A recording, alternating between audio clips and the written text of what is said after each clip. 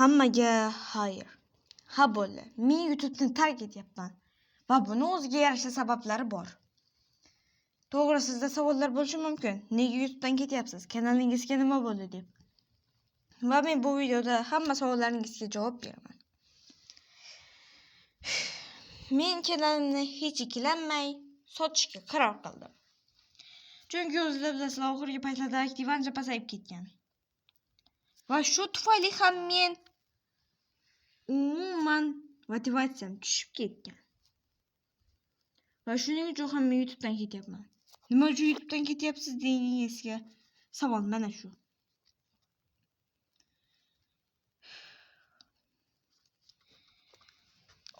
Taxminan o'zingiz bilasiz, kanalda bir oyda ichida bittagina video chiqyapti yoki undan ham kam bo'lishi mumkin.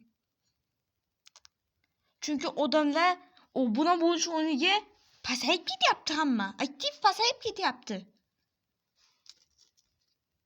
Aktiv umuman yo'q. O'ldi mening kanalimda aktiv. Men esa sizlar uchun vaqtimni ketkazib video chiqaraman. Videolar uchun ssenariy yozaman. Natija nima? Statistikaga qarayman.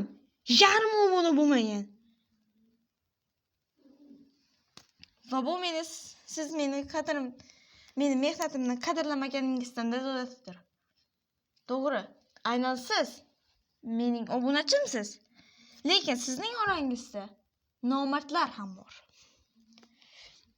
Chunki men YouTube'dan har doim meni qo'llab-quvvatlaydigan jamoani, aka biz har doim siz bilanmiz deydigan komandani qidirdim. Lekin afsuski men yolg'iz ekanman. Agarda siz ham hozir ham 100 o'girsangiz, hozir ham jim tursangiz, demak men noto'g'ri yo'lda yuribman. Hozir video tugaydi. Va menimcha shu bilan bu kanal to'xtaydi. Agarda men o'zim kutgan o'sha haqiqiy jamoamni ertaga ko'rmasam, hammasi uchun rahmat. Agarda ushbu videoda 100 ta like hamda 4000 ta obunachi yig'ilmasa,